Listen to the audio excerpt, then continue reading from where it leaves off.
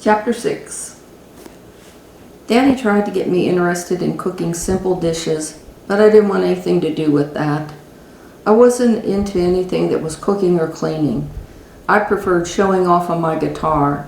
I also liked all the farm machinery, and I couldn't wait to be able to operate it. Daddy had continued to let me help him fix mechanical things. There was nothing better than hearing a diesel engine fire up or watching the tractor with the bush hog cutting the grass. I'd watched Daddy operate the tractor many times before, so as school let out for the summer when I was 8 years old, I got the keys to the tractor and started it up. I hooked it up to the bush hog and started cutting the field where Daddy always mowed for hay. He had left me home for a while and I was supposed to be cleaning up my room. I knew I'd like bush hogging with the tractor better, and I found out that I had been right. Yellow was sitting on the fender riding with me. I had been at it for about an hour and only a fraction of the way done when Daddy drove up to me in his truck. He motioned for me to stop. "Oh, hi, Dad," I called to him. He was so flustered that I could hardly understand him. He was gesturing and looking at the bush hog connection and looking at the part of the field that had been mowed, and Lord only knows what he had just said. It had come out all gibberish. "What's the matter?" I asked him. "Who hooked up the bush hog for you?"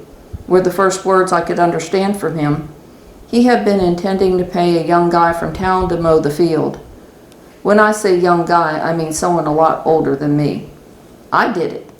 I've watched you do it 100 times," I replied proudly. "You did all this yourself?" he asked incredulously as he gestured with his hands in an arc as if to encompass the world. "Yeah, I knew I'd like it. I was helping you out. You said the field was ready to be cut, and it's been sunny all day. No rain in the forecast for today or tomorrow." Those were the requirements for making good hay bales. He shook his head in amazement and was looking over what I'd mowed. He looked over the tractor and the connection to the bush hog. Then he moved his truck and sat on the fender of the tractor as he let me continue mowing. He quizzed me about this and that regarding the tractor and the mower, and I provided all the appropriate answers. He asked me how I knew the answers and how I knew the bush hog. "I've ridden with you when you've done this before.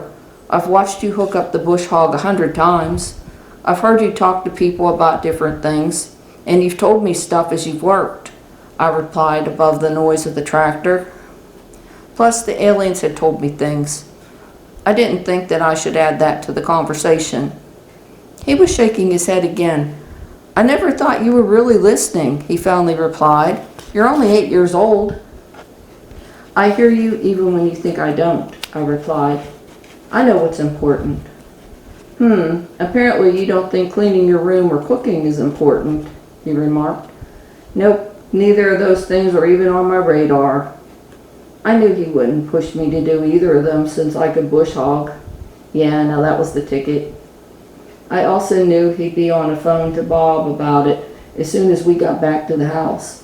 He talked to Bob about stuff all the time, and a lot of the time it was me he talked about. Apparently I was special. Yeah, I knew exactly what he was dealing with. I understood a whole lot of things he didn't think I did, even if he was still opening doors for me as if I was a little kid.